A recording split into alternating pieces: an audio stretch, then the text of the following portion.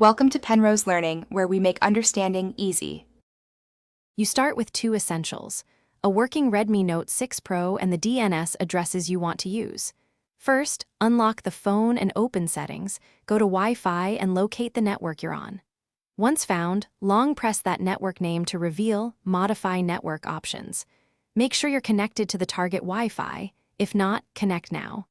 Next, tap Advanced Options to expose IP settings, because you will change from DHCP to static in the next step.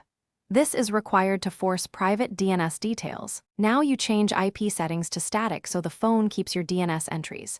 You'll copy the current IP and gateway values into the static fields. This prevents connectivity loss. Then enter your preferred DNS1 and DNS2 addresses. Use the numeric values you prepared.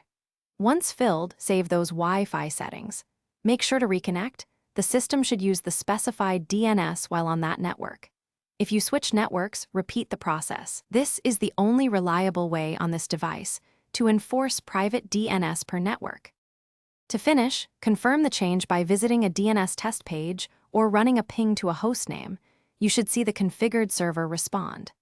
If you don't get expected results, reboot the phone and reopen the modified Wi-Fi entry to verify the static DNS values were saved correctly.